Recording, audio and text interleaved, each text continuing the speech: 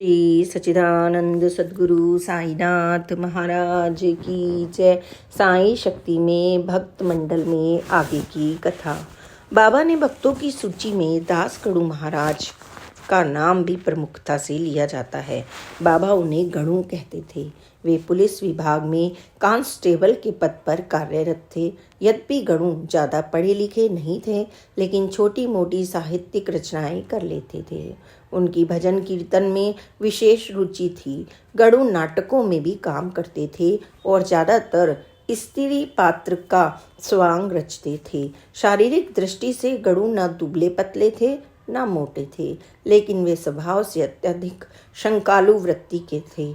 इसलिए उन्होंने बाबा की शरणागति स्वीकार करने में बहुत समय लगाया, लेकिन बाबा उन्हें शुरू से ही अपना आत्मीय मानते रहे और उन पर अनुग्रह वर्षा करते रहे। दास गणु ने बहुत छोटी छोटी सांसारिक इच्छाएं पाल रखी थी, लेकिन बाबा ने उन्हें उच्चतर लक्ष्यों एवं कार्यों से जोड़ा और एक साधारण सिपाही से दास गणु महाराज के पद पर प्रतिष्ठित किया। सुयोग्य सांसारिक व्यक्ति को भागवत शक्ति कैसे अपने आश्रय में लेती है और अनुग्रहित करती है, इसे बाबा और दास गणु के संबंधों के माध्यम से समझा जा सकता है। शुरुआत में काफ़ी समय तक दास गणु नाना साहब चंदोरकर के अर्दली की हैसियत से शिरडी आते थे। उस समय उनके मन में बाबा के प्रति ना तो प्रेम था ना विश्वास। वे बाबा का सम्मान तो करते थे, लेकिन उनके मन में बाबा के प्रति श्रद्धा और भक्ति का कोई भाव नहीं था। शिरडी आने के बाद गणु कई बार किसी ब्राह्मण गुरु की तलाश में इधर उधर भटकते देखे गए, लेकिन बाबा ने इसके लिए उन्हें न रोका न टोका। उन दिनों पुलिस की नौकरी, नाटक मंडली और गृहस्थी, बस यहीं तक गणु का जीवन सीमित था और वे इसी छोटे से संसार में संतुष्ट नजर आते थे। पुलिस की नौकरी में उपनिरीक्षक की पदोन्नति पाना ही उनके जीवन का एकमात्र सपना था।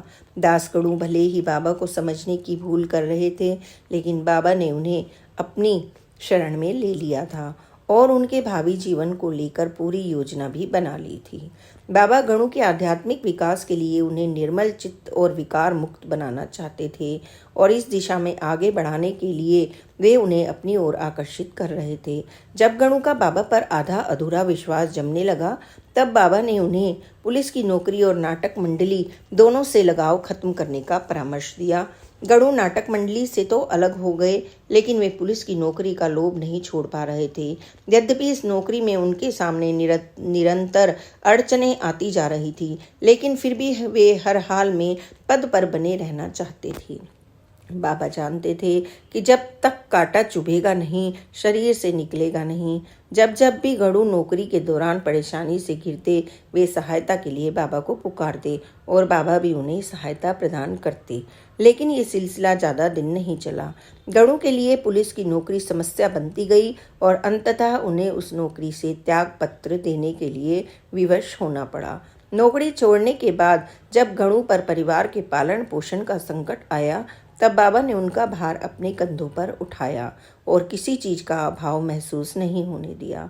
बाबा ने गणु को चिंता मुक्त रहकर सद्ग्रंथ पाठ और कीर्तन गान करने की आज्ञा दी और इसी के साथ कुछ अविश्वसनीय से प्रतीत होने वाले दिव्य अनुभव भी प्रदान किए। इससे गणु का बाबा के प्रति विश्वास सुदृढ़ होने लगा और वे बाबा के प्रति श्रद्धा भाव से आप्लावित रहने लगे। फिर वे दिन भी आया जब गणु ने बाबा में विशुद्ध चैतन्य तथा करुणा निधान के दर्शन किए और वे बाबा की भक्ति में इतने लीन हुए कि अपने एक स्वचित्त पद में बाबा को विट्ठल, शिरडी को पंढरपुर और स्वयं को मस्जिद का झाड़ू बताने लगे।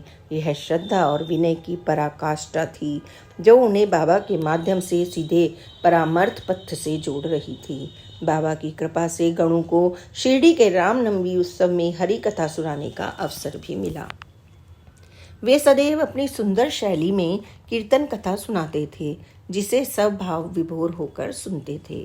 गणु ने गायन पर मुग्ध होकर दूर दराज के लोग भी उन्हें हरि रसपान के लिए आमंत्रित करने लगे। गणु जहाँ भी जाते, बाबा का चित्र सामने रखकर कीर्तन करते और उनकी महिमा का बखान करते। इससे बाबा का नाम, यश महाराष्ट्र में घर घर पहुंचाने में सहायता मिली और लोग बाबा का दर्शन लाभ पाने के लिए शिरडी आने लगे। बाबा के सानिध्य में आने के बाद गणों की कीर्तन शैली निरंतर निखरती गई और उनके कंठ में अपूर्व मधुरता घुलती गई। पहले गणों दूल्हे की तरह बन ठन कर कीर्तन कार्यक्रम में जाते थे, लेकिन एक बार बाबा ने सज धज पर टोका तो उन्होंने तत्काल कोट, गमछा, फेटा आदि उतार दिए। बाद में वे कमर के ऊपर का शरीर खुला रखकर हाथ में करताल लेकर और गले में साधारण हार पहनकर ही कीर्तन करने लगे।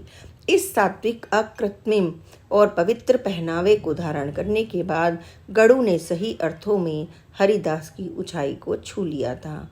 बाबा के समाध्यस्थ होने के कई वर्षों बाद तक भी दास गणु पर्व उत्सवों में भाग लेने के लिए शिरडी आते रहे और अपने सुरीले कंठ का जादू बिखेरते रहे। श्री सच्चिदानंद सद्गुरु साईनाथ महाराज की जय। Please like, subscribe and share this channel. Om Sai Ram, Jai Sai Ram, Om Sai Ram.